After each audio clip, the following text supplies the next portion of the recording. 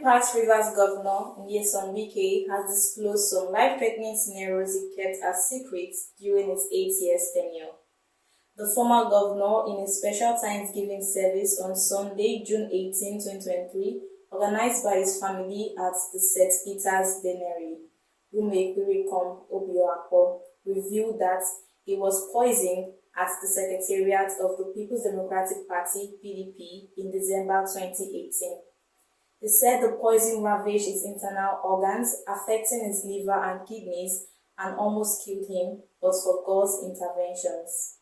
Hundreds of dignitaries who attended the service listened in shock as the former governor disclosed his kept secrets.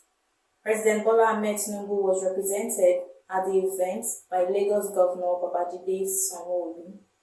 The service was attended by the Senate President Godswill Akpabio, Deputy Senate President, many senators, over 35 members of the House of Representatives, many former governors, former ministers, royal fathers, captains of industries, the National Working Committee of the People's Democratic Party (PDP), among other very important persons, VIPs. Narrating how he almost died of poisoning, Wike said, "God was in charge. Everybody who knew how we came to power in 2015 knew it was turbulent.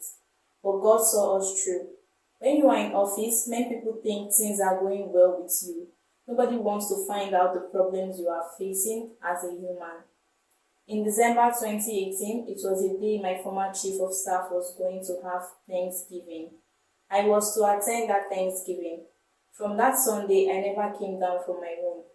It was bad, but those who attended the January 1st state banquet of 2019 will know that I never spoke that day. I just sat down there and told the deputy governor to speak on my behalf. I thought it was over. Wike said he was flown to a hospital in Beirut at 12 midnight, where doctors, after running a series of tests, told him that his liver and kidneys were all gone. "I didn't know I had been poisoned at our party secretariat," he said, adding that the doctors, after some treatments, returned and told him his organs have started working again.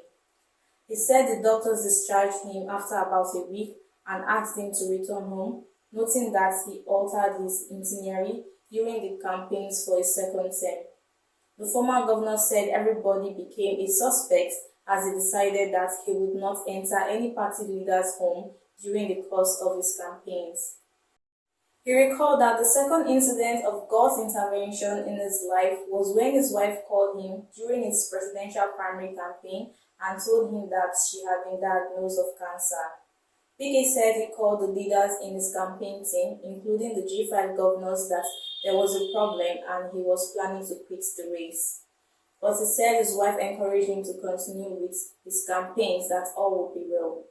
The governor also recalled that after the primary, when he was on a trip to Abuja in the company of his wife, he got information that a mysterious fire gutted his wife's room and destroyed everything she had as a woman.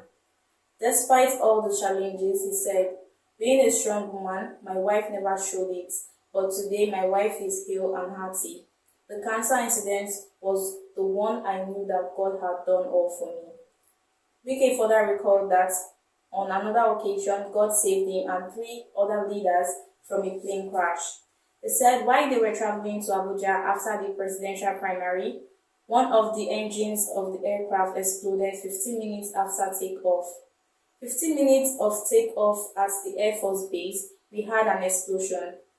They locked the cockpit. One engine is gone, and the pilot said it was safer to turn back to Port Harcourt. Before we landed, there were many ambulances and fire service trucks lined up. We landed safely by the grace of God. I didn't tell anybody, he said. The former governor said he kept most of the incident secrets to avoid frightening his supporters who could begin to behave anyhow. Wike said he decided to thank God for allowing a peaceful transition in Rivers and granting him victories in all the elections he held in the state. Asked my colleague how they felt that their candidate didn't make it as their successors. Even those not sworn in yet started tormenting their predecessors. But nobody is tormenting me, Wike said. From Lagos, this is Peace Onabuko, News Express Nigerian Television.